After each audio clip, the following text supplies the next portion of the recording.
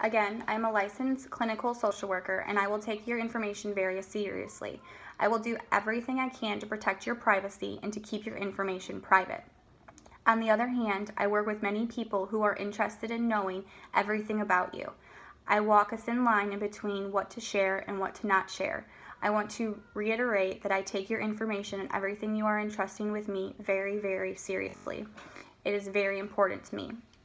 The first law that I want to make you familiar with is the HIPAA law, which is a confidentiality law. This is a U.S. law created to provide privacy standards to protect patients' medical records and other health-related information. The next law is the 42 CFR. It is a substance abuse policy with confidentiality. And under this law, there is a certain things that I can share without your permission, and we will discuss those so that you are aware of them. The first way that your confidentiality could be broken is if I am audited. Being audited is only my work, and it indirectly applies to you. They will be taking a look at my work to make sure I am doing my job properly, but in doing so, they may pull your file or information, which could break confidentiality. The second way that confidentiality could be broken is where I can step in and violate it due to a crime that you commit in this office. I am able to call the police and report it. The third way is in case of a medical emergency. For example, if you pass out or have a seizure, and I have the authority to call 911 and break confidentiality. The next way is if I suspect or you admit to child abuse, child neglect, sexual abuse, or anything that in terms harms a child. It is my duty to report any of these instances. Along with that, if you are married and you tell me of any domestic violence or abuse, it is my duty to also report it.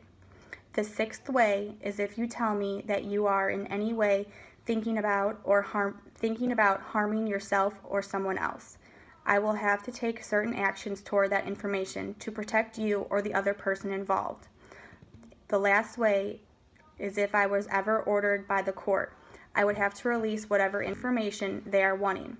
On that note, I want to reiterate that we do anything and everything to not have to testify in court. And if it takes more than just a subpoena for me to testify in court, before testifying, I would ask to speak with the judge and argue against testifying. The judge will then make a decision, and if the court orders me to release the information, I will be obligated to do so. All in all, I want you to understand that I'm going to try to protect your confidentiality as much as possible. If I feel as if you are about to share something that I will have to report, I will try to stop you and forewarn you before you tell me. If you decide to go ahead and tell me, then you and I will process what the next steps are together. Again, I'm going to try to protect your confidentiality to the best of my ability, and in the past, I believe that I have done a good job doing so. Do you have any questions or concerns about confidentiality? No. Coming in today was a great first step. Today, we will be going over signed documents about your consent to confidentiality and to this session today.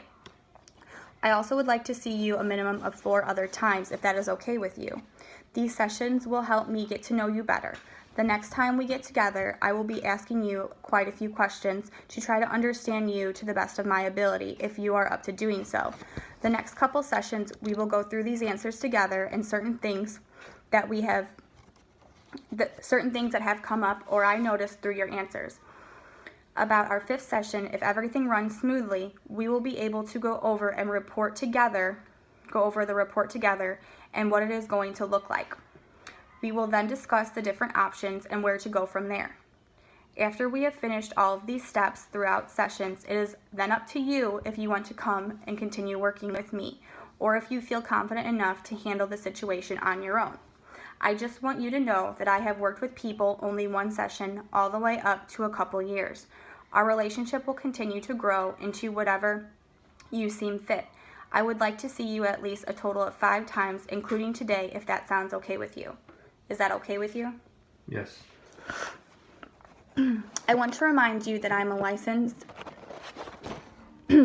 that I am licensed. I've been working in the field for about 5 years. I feel that I have a good grasp on a wide range of situations and experiences. I want you to know that you will receive good services regardless of your race, sex, religion, your age, your background, disabilities, or any other differences you may have. I also want to remind you that whenever you have a question, don't be afraid to ask me. I want you to feel comfortable. If you do feel uncomfortable at any time, please let me know. If it is me that is making you uncomfortable, I will work on getting you referred to another social worker. I want to be able to provide you with the best services possible that fit your needs. Your safety is very important to me. You are a male and I am a female. I will work with you at the safest time for you, the safest place. Whatever is most comfortable for you. If you are unsafe in any way, please let me know. You also have a right to review your record with me. There is a process, but you are able to do so through HIPAA. I will be reporting your attendance with your worker. Once a month, I will update them on how it generally is going while respecting your confidentiality. You can and are able to make a complaint about me, and I will give you that information as well. Hopefully it never comes to that. My hours are basically 8 to 4:30. After hours, it is very hard to get a hold of me. I am pretty much unreachable because we are not set up as an emergency service. I will give you information regarding different crisis centers and hotlines if there is ever an emergency. This concludes all the information that I feel is very important for you to know and me to discuss with you today. I hope this gives you a better idea of what we will be doing during the next couple sessions. Do you have any questions or concerns? No. Okay. Now we will get into signing the paperwork, the signing of your consent form, and the release of information form. Before we do so, do you consent to this? Yes.